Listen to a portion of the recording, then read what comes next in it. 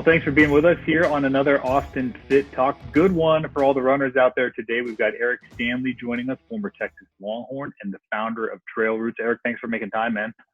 Thank you so much for having me, Ricky. I really appreciate it. I'm excited to be talking to you. Yeah, no, absolutely. I see the Texas singlet in the background there, and I got to tell you, so when I first came to Austin was like 2006, and I was a sports reporter here originally. And you guys were like in your heyday then. It was, you and Leo and Jacob Hernandez. And those were like some glory days for Texas distance, man. You guys were killing it. Yeah, it was, I'm glad that I was a part of it. I think we had so many talented runners, and it was a whole new experience for me from high school to college, but just the opportunities that we had to travel and compete against so many awesome people across the country, and for some of those guys across the world eventually. We had so much fun, and my coach was always said that would be probably the best time of our lives. And I don't like to, I do look back on it fondly, and, I like to hope to be able to enjoy what's ahead of me as well. But I think that was a really fun time. And I've made a lot of good friends out of that experience. So. Does it feel like a lifetime ago, or does it feel like yesterday? Man, it does. Like, especially I went back to see my high school cross country team compete a few years ago at state, and one of the kids was a freshman or a sophomore, but he was 15 and he wasn't even alive when I was in high school, and I was just like, oh my God. Like, I feel, I don't want to feel like the old man, but I'm just like going back, and now I'm like, man, you weren't even born when I was there. And yeah, I felt like I was just there, and same thing with Yeah. college. It's like, it's over 10 years ago. And it just, it blows my mind. And so, yeah, it's crazy how fast time flies when you're having It's wild fun. when right. It's wild when you have some of those reality check moments, right? Where you're like, oh man, am I really that old? They tell you what year they graduated or something. One, like, some of my teammates don't run anymore. I've continued to run, so I'm fortunate in that regard, or I guess it's a choice, right? Or for me, it was. And I'm, so I don't look back on it like, man, I remember when I was crushing it. I'm still chasing some of my running goals, so it feels like it's just kind of a continuation of that in some regards. I don't have the same team, right, in the same environment, but I'm still really close with Leo and Jake and a lot of guys I ran with in college. So yeah, definitely. It's there are some talking with Leo and some of these guys, like trying to reconnect. The coaching has shifted a little bit. Every couple of years there's a new coach. So really Right. just wanted, over the time, I've wanted to connect with some of the figure out how we can support the college, the running guys, and just the Texas Track and Field Association. So, when I graduated, I was, like a lot of people, just confused about what I was going to do and scared about the world that was going to, what was coming next. And it was during the recession. And so I didn't really have a job right off the bat. And so I think just something I wanted to do is create a support network for people coming out of college like that, we were pretty much pampered. We had everything set up for us, like tutors, and we would travel. We would have people that could help tutor us if we needed, and just someone, just a support network that when you graduate, it's kind of all gone, and you're just like, uh-oh. I've been running this whole time, and I studied, but I wasn't planning on having to work. So Right. I guess that's why I started Trail Roots. Not really, but it kind of led into that, because I was trying to get a job in the communication field and for these corporations, and never worked out. And fortunately for me, gave me an opportunity to start Trail Roots. So yeah. I want to get into Trail Roots in just a sec. Do you have a favorite memory from UT? Favorite running moment or something? I think one of my favorite memories is well, for me, there's a couple memories that stand out. One of them was the Penn relays, and I think this was in 2007. It was it's kind of my year to really break through. I had struggled a bit, and coming out of high school, I was the fastest miler in the country going into in my senior year, and I just had I struggled my senior year, and I struggled in my early years in college, and so when I finally kind of broke through, we were at was in 2007. This was my junior year, and we won the 4x mile and the distance medley relay, and being a part of that team was one of the highlights, because there's 80,000 people or something in the stands. It's a big football arena in the middle of Philly, and it was we got to meet Bill Cosby, which was cool at the time, but maybe not as much now. Sure. Yeah. I have a right. picture with him, and I'm like, this is cool, but like, can I put maybe this I'm not up? going to put it out anymore. So Yeah, totally. And then just when I made an All-American in the 1500, that was really something I thought was going to come a lot easier for me, and I had to work many years to get there. And so I felt like I was finally competing and kind of reaching my potential, or seeing what that was. So yeah, I've always wanted to go to the Penn Relays, and I love the Texas Relays, but Penn Relays seem like they'd be a kind of a bucket list thing for a runner to experience.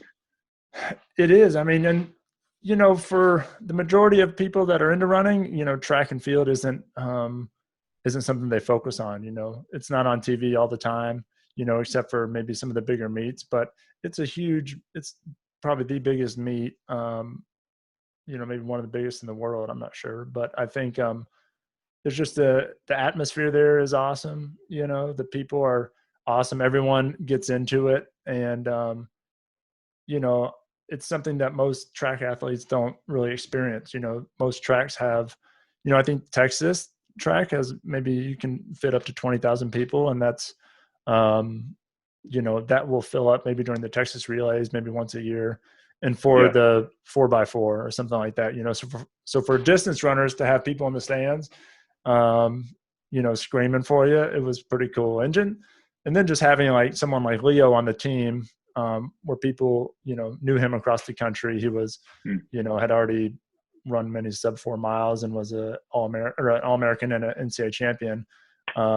He was always looked at as an underdog because he was a small dude, and he just had a kick of a champion. And just knowing when you had him like on the anchor leg, you just knew you were, typically going to come out with a win if he was somewhere within contention. So what you mentioned, Leo, when did you know when were you like, this dude's different? Like,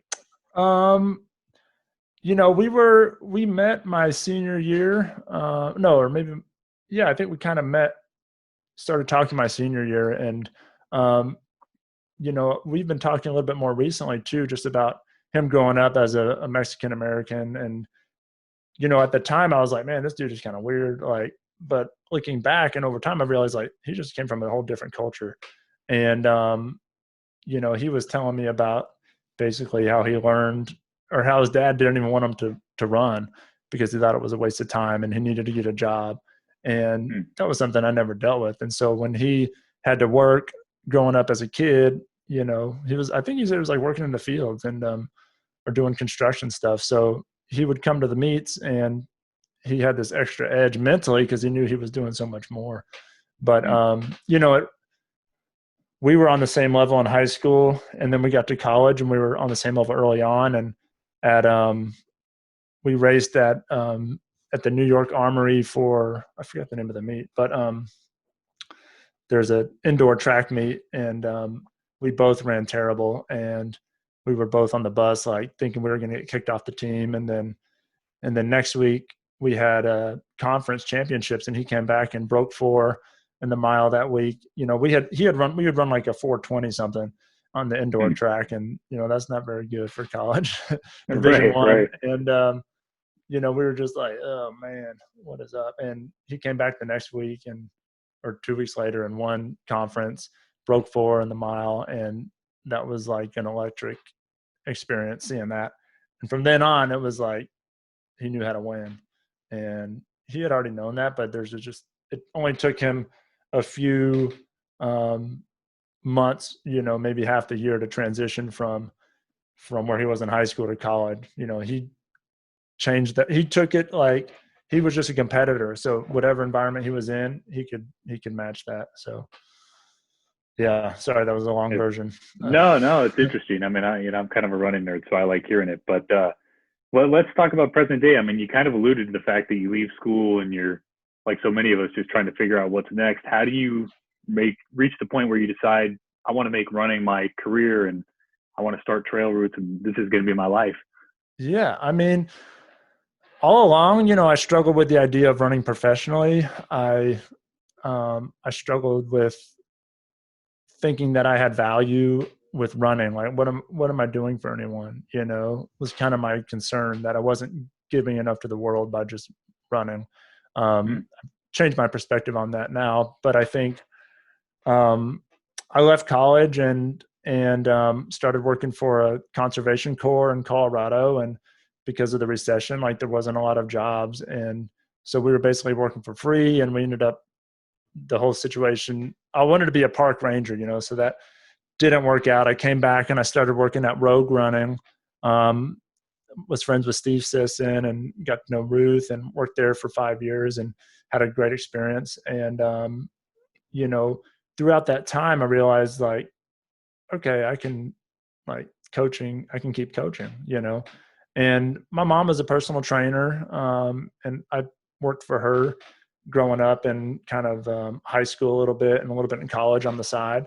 And so I've always had this mentality of kind of finding ways to make things work. And so when I kind of grew out of my role at Rogue, I realized that I was either going to start coaching high school and teaching, or I was going to start this business that I wanted to do with trail running.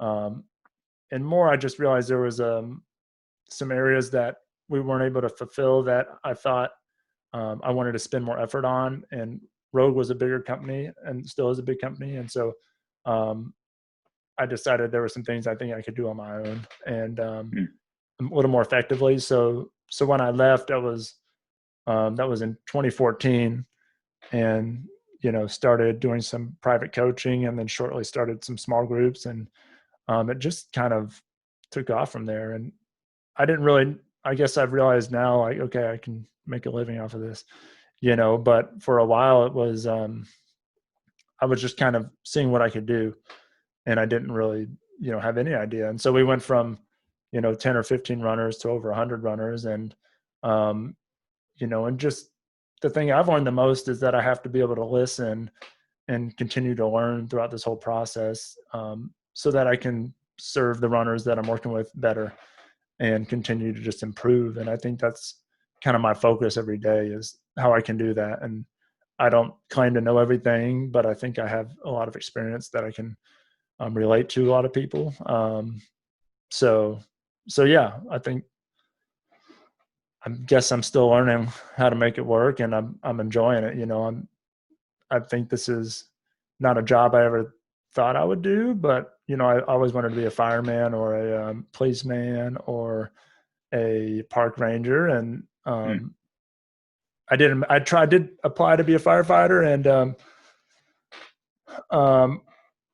before I started trail routes, and it didn't work out. And so I just but this has become something that I really enjoy, and there's so many different parts of it that we do with coaching, with the races, with our trips that we put on, runcation type things. And right now we're doing it all mostly virtually, so I miss a lot of it, but I'll be excited to get back and give some people some hugs, and just to be able to run close with people again is something I'm looking forward to. I'm sure, like everybody. So. No, I mean, it's weird. It's like, I've been on the trail a few times, and I hate that feeling where you feel like you've got to avoid people, like you're running by someone and you see them look at you, and then everybody moves apart. And it's like, yeah, you're like, I'm sure you agree. Like, the community is like part of what makes running so great. Right. And then it feels like we're right. Not just in running, everybody's stripped of it right now, but it's, it's sure. tough. It's weird. It is. Yeah. I mean, we had to kind of readjust everything, and, I've learned so much things that we can continue to use through this, period. So I'm not grateful that this has happened, but I'm kind of excited about some of the things I've been learning, for ways to connect virtually with people, and to continue Sure. to offer that. But yeah, it's definitely uncomfortable. You see someone and you're, I think people are starting to get a little more comfortable, but also the feeling of guilt or like shame or like just worry, like if I walk close to someone for a while, I'm like, like I've Right. been too close with this person. Am I going to be sick? And then I'm thinking about it, and your anxiety kicks in, and you're just like start to spiral. And I have to just stop myself and be like, I'm healthy.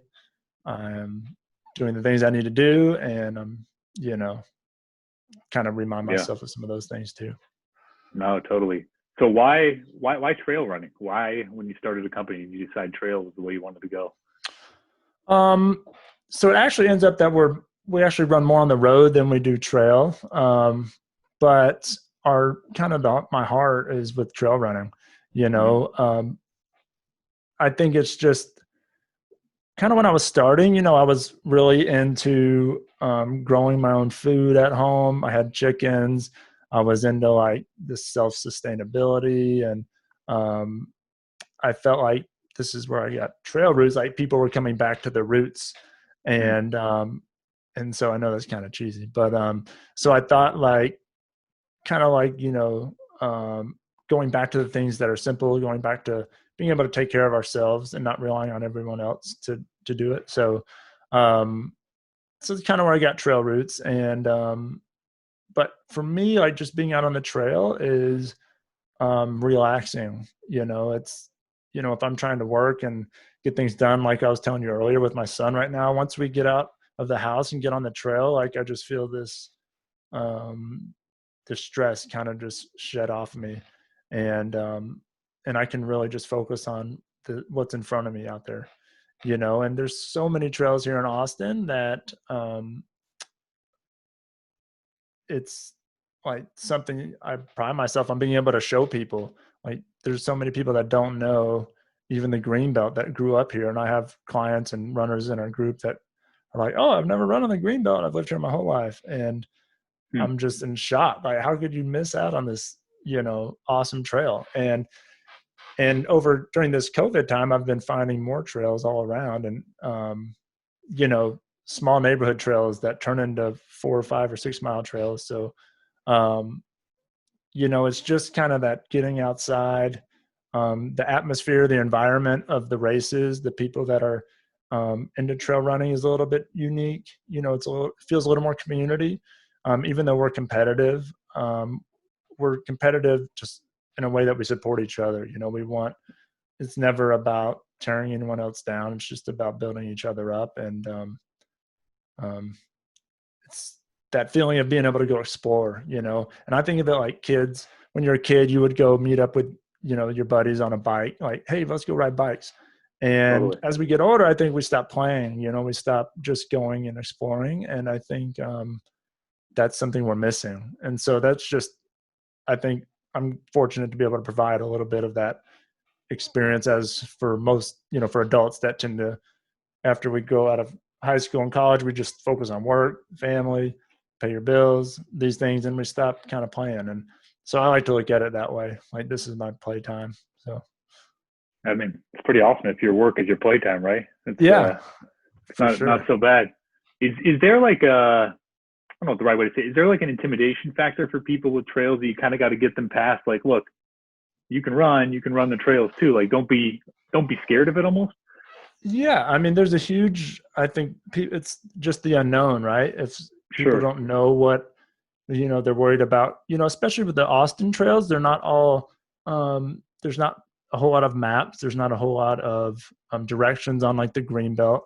There's so many offshoots of it that it is easy to get turned around. So what I do, we have our like discovery, our intro program. And so we'll just do short sections as a small group.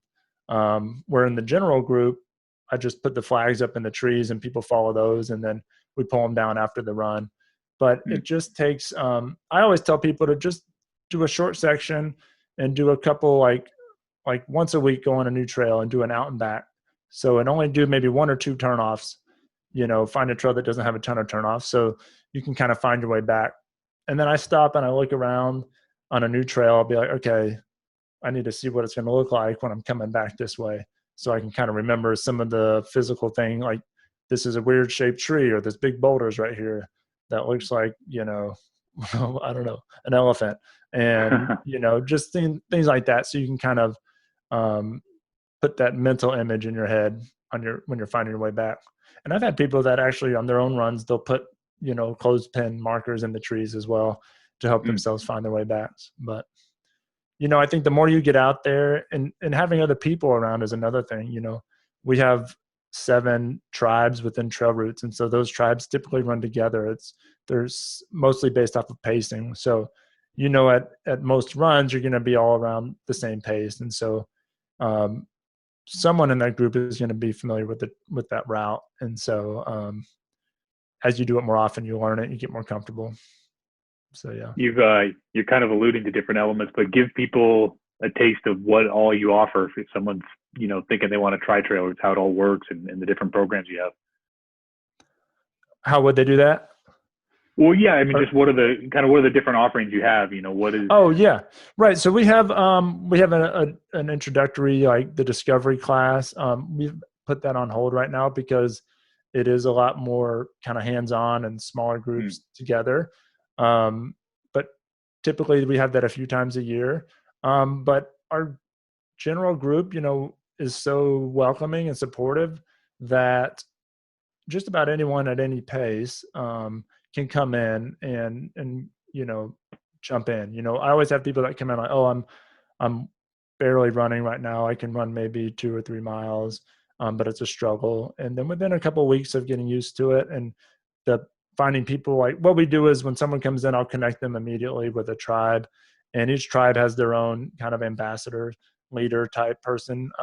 And so those people help look after them as well as I do. But it's just another set of eyes on them so that they're going to have a good experience.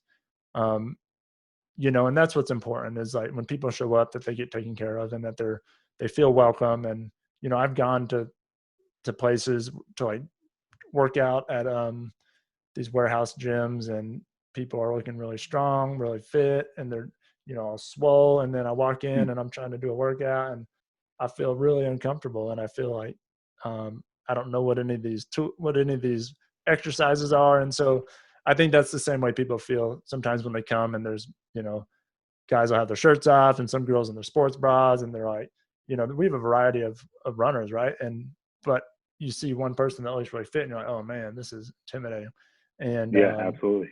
You start to think, oh, this is just for fast people. And it's not, it's for everybody. And that's why I focus so much on the community, because especially people that are struggling to get going and to get moving need the most support. So yeah, we have that. We have a general monthly membership to just join all the runs, all of our strength workouts, which we're doing virtually. And we also have a virtual yoga once a week. And then we offer custom training plans. So if people are doing, a specific race, and we try to gear our training towards like 2 or 3 different races each year as a group. But sometimes people have really lofty goals that they want to go after. And so we'll help them. And maybe it's just to run a certain distance, or maybe they want to qualify for the Boston Marathon. So those are, we create plans for everybody. That I think it's just like having a therapist. It helps take a load off of you, that it's not something you have to focus on and stress about. And you can have a professional that has been doing it that can support you in that. So those are what we offer. And then we have the trips, and then we have the Texas Switchback and the Salmagundi trail races, where people can come out and kind of get a feel for what we offer as well on the community side of it. How about for you personally? Already had an incredibly accomplished running career, but are there still goals out there? Still things you're chasing? Oh yeah. I still dream about breaking 4 minutes for the mile. I ran a 3:41 for the 1500, which is equivalent to a sub 4, but I actually never had run sub 4. I'm not sure if that's still a goal. If it's, I'm not going to say it's not attainable. But I'd have to really focus on it. But Sure. recently I've been focusing on the marathon. Last year for the last 2 years, I decided I was going to focus on qualifying for the Olympic trials. I've always had these goals that I'm like, oh yeah, I'll do that. That's not a big deal. But then I never really do it. And then I realized like, okay, I'm gonna have to really focus and get my own coach, and, just the same thing I would tell someone, stop trying to put it all on myself, let someone else help me. And so, yeah, last year I ran at 220 at CIM.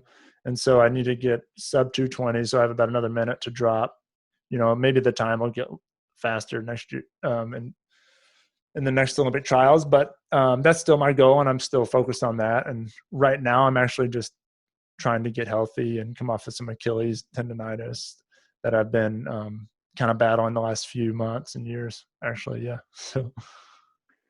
Dude, I feel your pain on the Achilles tendonitis. I'm dealing with it right now myself, and it's frustrating, man. It's hard to get rid of, right?